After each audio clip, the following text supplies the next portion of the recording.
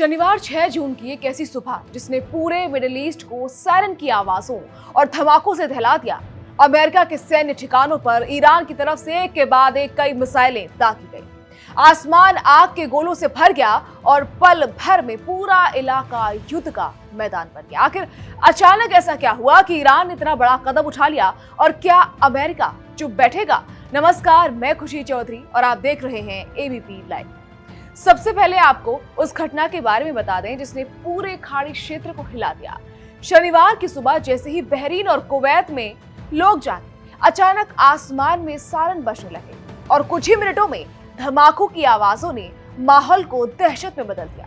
Reports के मुताबिक Iran की तरफ से बहरीन और कुवैत की ओर बैलिस्टिक मिसाइलें दागी गई।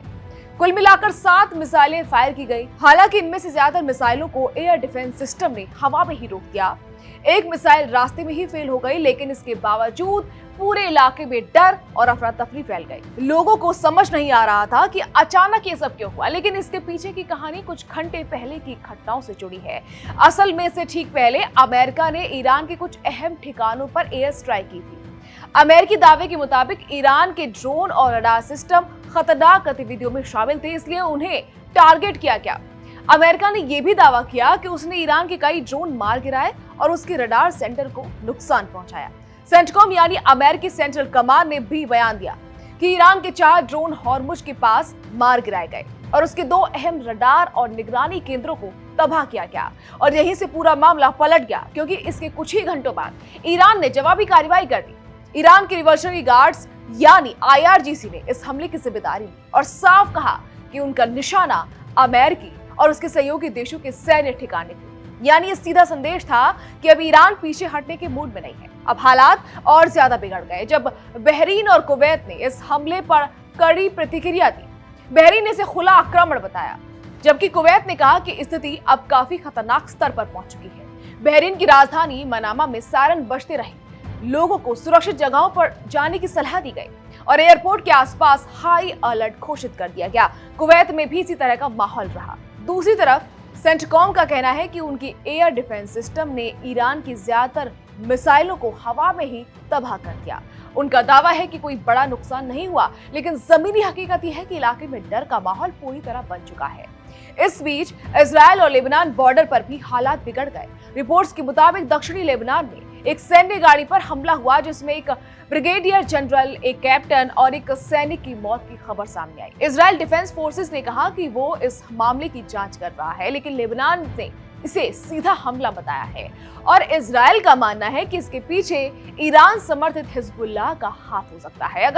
अगर पूरे मिडिल ईस्ट को एक नजर से देखें तो तस्वीर और ज्यादा खतरनाक बन जाती है। एक तरफ अमेरिका और ईरान आमने सामने है, दूसरी तरफ इजरायल और लेबनान में तनाव है और तीसरी तरफ समुद्री रास्तों पर भी संकट गहराता जा रहा है। खासकर हॉर्मुज की खाड़ी, जो दुनिया के तेल सप्लाई का सबसे अहम रास्ता माना जाता है, यहाँ से दुनिया का करीब 20% तेल गुजरता है और अगर यहाँ जरा भी रुकावट आती है तो उसका असर पूरी दुनिया झेलती है। ईरान ने इस इलाके में अपनी गतिविधियां तेज कर दी। उसने 4 तेल टैंकरों पर हमला किया जो उसके मुताबिक बिना परमिशन के हॉर्मुज से गुजर रहे थे और कुछ जहाजों को रोकने की खबरें भी सामने आई, जिससे ग्लोबल ऑयल मार्केट में भारी चिंता फैल गई। अब बात करते हैं बातचीत की, जो फिलहाल लगभग खत्म होती नजर आ रही है। कुछ टाइम पहले तक अमेरिका और ईरान के बीच किसी तरह की बातचीत की कोशिशें चल रही थी, लेकिन अब हालात इतने बिगड़ चुके हैं कि वो बातचीत लगभग ठप हो चुकी है। ईरान की मांग है कि उसके करीब 24 अरब डॉलर के फ्रीज किए गए पैसे वापस किए जाएं, उस पर लगी पाबंदियां हटाई जाएं, उसके बंदरगाहों की नाकेबंदी खत्म हो और उसे आर्थिक राहत दी जाए। इधर ईरान के सुप्रीम लीडर के सलाहकार मोहसिन रिजाई ने साफ कहा कि कोई भी शांति समझौता तभी होगा जब अमेरिका ये पैसा वापस करेगा, लेकिन अमेरिका का रुख बिल्कुल उल्टा है। अमेरिकी ट्रेजरी विभाग के सूत्रों के मुताबिक ट्रंप प्रशासन इन पैसों का इस्तेमाल खाड़ी देशों जैसे बहरीन और कुवैत को हुए नुकसान की भरपाई में करने पर विचार कर रहा है। इस बीच अंतर्राष्ट्रीय बाजारों में भी हलचल तेज हो गई है। तेल की कीमतें बढ़ रही हैं, सप्लाई चेन पर दबाव आ रहा है और कई देशों में महंगाई का डर बढ़ने लगा है। दुनिया पर इसका असर साफ दिख रहा है। तेल महंगा होने से ट्रांसपोर्ट और फूड सप्लाई पर दबाव बढ़ रहा है और संयुक्त राष्ट्र से जुड़े एक्सपर्ट्स ने चेतावनी दी कि अगर हालात ऐसे ही रहे तो गरीब देशों में खाद्य संकट और गहरा हो सकता है। अमेरिका के अंदर भी दबाव बढ़ रहा है। राष्ट्रपति डोनाल्ड ट्रंप के सामने मिड टर्म चुनावों की चुनौती है। तेल के दाम बढ़ने से जनता नाराज हो रही है और युद्ध को रोकने की मांग तेज हो रही है। ट्रंप ने भी माना कि ईरान के पास अभी भी कुछ मिसाइल क्षमता बची है। हालांकि उन्होंने दावा किया कि ज्यादातर सैन्य ढांचा तबाह हो चुका है, लेकिन साथ ही उन्होंने ये भी कहा कि ईरान गर्वीला है और समझौता करने में वक्त ले रहा है। अब सबसे बड़ा सवाल यही है कि आगे क्या होगा। क्या अमेरिका और ईरान के बीच कोई नया समझौता होगा या फिर से ये तनाव धीरे धीरे एक बड़े युद्ध में बदल जाएगा। फिलहाल स्थिति काफी नाजुक बनी हुई है। एक तरफ मिसाइलें और एयर स्ट्राइक है, दूसरी तरफ कूटनीति लगभग खत्म हो चुकी है और तीसरी तरफ पूरी दुनिया सांस रोककर इस इंतजार में है कि अगला कदम क्या होगा और कौन उठाएगा।